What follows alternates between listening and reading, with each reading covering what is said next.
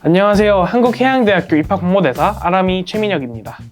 드디어 해리포터가 시즌2로 더 알차고 재미있고 새롭게 돌아왔습니다. 그 시즌2 첫 에피소드의 주인공은 한국해양대학교 환경공학과 유근재 교수님과 함께합니다.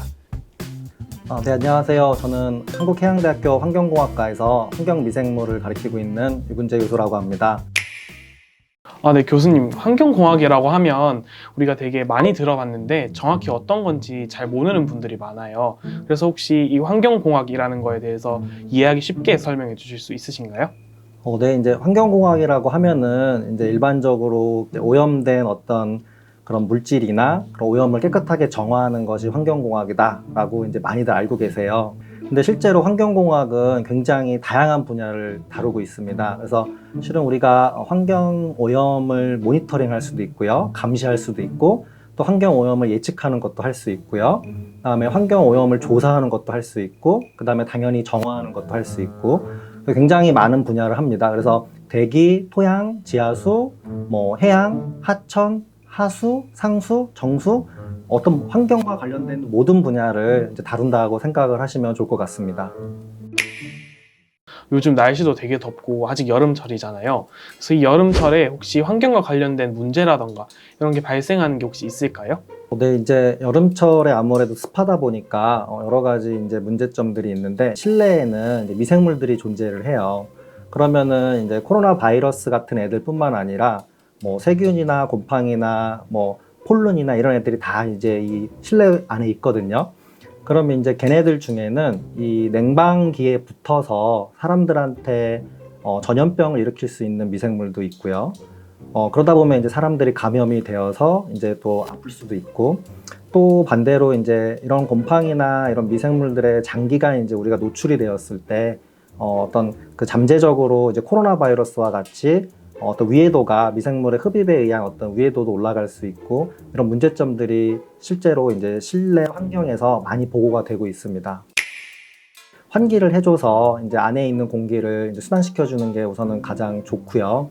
그 다음에 이제 가급적으로 날씨가 많이 습하다고 에어컨만 이렇게 너무 낮은 농도로만 하지 마시고, 온도도 적정 온도를 유지를 하면서 이제 생활하시는 게 좋고, 또 자연 제습제 같은 것도 되게 많아요. 그래서 실내에 이제 숯이나 이런 거 놓는 것처럼, 제올라이트나 이제 이런 것처럼 어떤 실내에 어떤 안 좋은 물질들 또는 그런 미생물들을 이제 흡착시켜주는 그런 자연 제습제들도 있기 때문에 이제 그런 것들도 좀 활용을 하시고 하면은 실내에서의 어떤 건강을 지키는데 많은 도움이 될 것 같습니다. 우리 대학 한국해양대학교잖아요. 바다에 대한 이야기를 빼놓으면 섭섭할 것 같아서 준비했습니다. 바로 해양 플라스틱에 관한 이야기인데요. 제가 찾아보니까 그린피스에서는 2050년이면 바다에는 물고기보다 플라스틱이 더 많아질 거라고 합니다. 교수님, 지구가 어쩌다가 이 지경까지 왔을까요? 네, 되게 지금 이제 안타까운 상황인데, 우선 우리가 그 플라스틱의 역사에 대해서 조금 알 필요도 있습니다. 그 플라스틱이 실은 처음에 개발되었을 때는 신이 인류에게 준 선물이다라는 어떤 찬사를 받았던 물질이기도 해요. 노벨상도 받았고, 그래서 이제 플라스틱이 실은 가볍고 내구성도 좋고, 그렇기 때문에 가지고 있는 어떤 그 경제성이라든지 효율성이 굉장히 높습니다. 그래서 플라스틱이 굉장히 많이 어떤 전 산업 분야에서 많이 사용이 되고 있기도 하고요.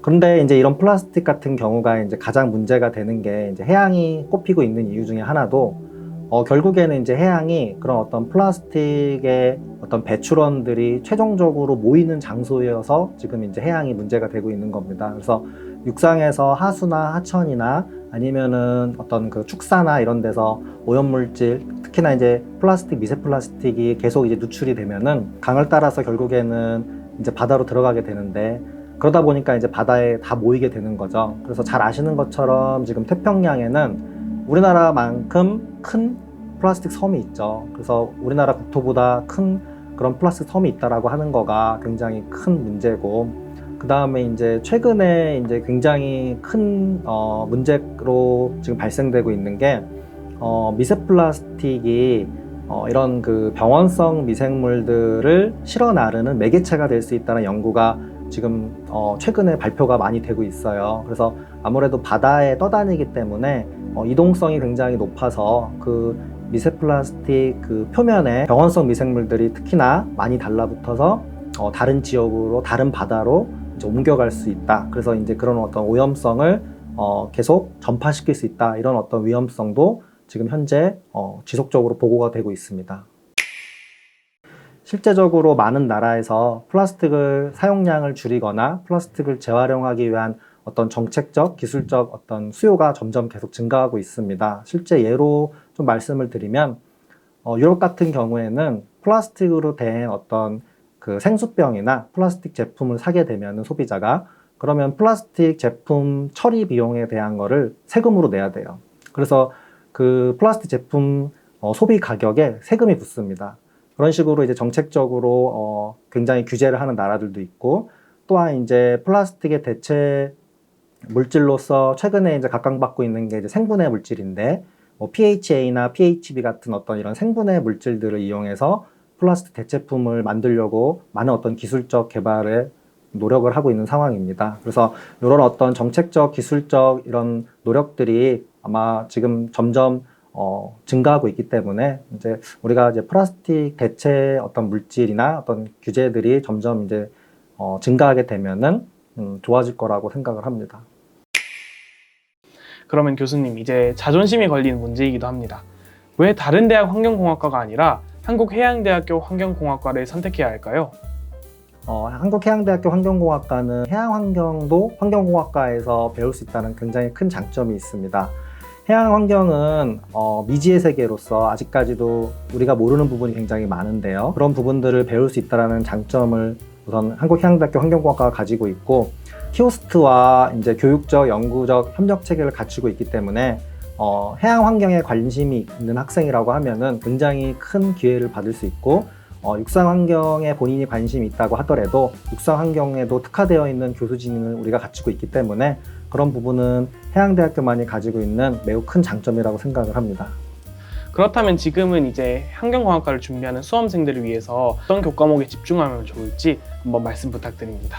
네, 이제 환경공학과에 관심 있는 학생이라고 하면은 아무래도 이제 환경에 관련된 전 분야를 다뤄야 되기 때문에 물리나 화학, 생물 같은 부분을 조금 관심 있게 공부를 하고 오시면은 아마 이제 대학교에 와서 수업이나 강의를 들을 때 많은 도움이 될 것 같습니다.